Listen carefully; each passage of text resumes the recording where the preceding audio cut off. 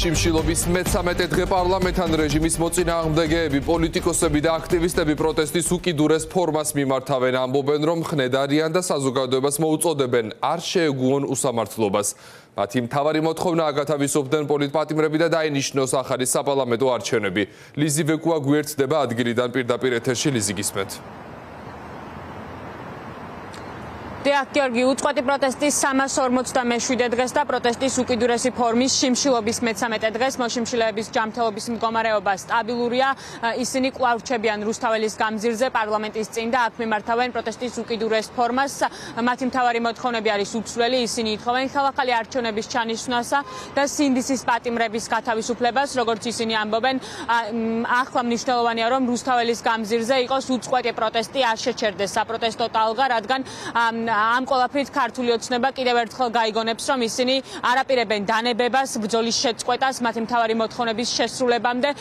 ჯანმრთელობის მდგომარეობაზე გითხარით, რომ მათი ჯანმრთელობის მდგომარეობა ამ ეტაპისთვის სტაბილურია, თუმცა აქ უნდა აღინიშნოს, რომ არ დგას არც ერთი სასწრაფოს მანქანა იმისათვის, რომ მათი ჯანმრთელობის მდგომარეობა იყოს მეთვალყურეობის ქვეშ.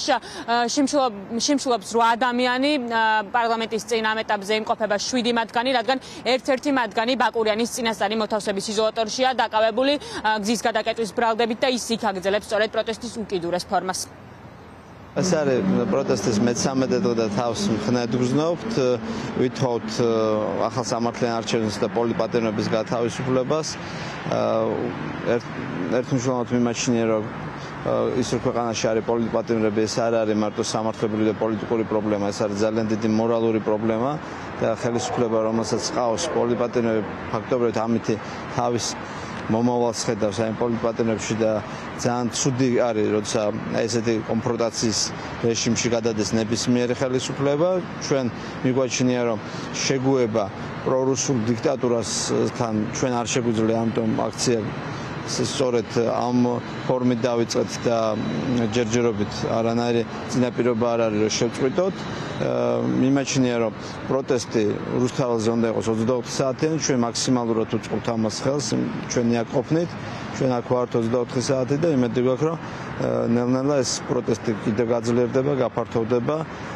არ უნდა დავიხიოთ უკან ამის მორალური უფლება, ჩვენ არც მომავალი თაობის, არც ისტორიის წინაშე არ აგვაქვს და აქ ყოფნით ჩვენ ვართ იმ საერთო პროტესტის ნაწილი, რაც რუსთაველზე ხდებოდა და ხდება და მგონია, რომ აი ყველა ეს პროტესტი ერთად შეკრული და ორგანიზებული, გაძლიერებული იქნება საკმარისი ძალა იმისათვის, რომ უკვე საერთაშორისო ფაქტორების გათვალისწინებით, მეგობარი აქტის მიღების შემდეგ, სანქციების მიღების შემდეგ გახდება პოლიტიკური წინაპირობა ქვეყანაში ნორმალური ჯანსაღი გარემოს აღდგენის.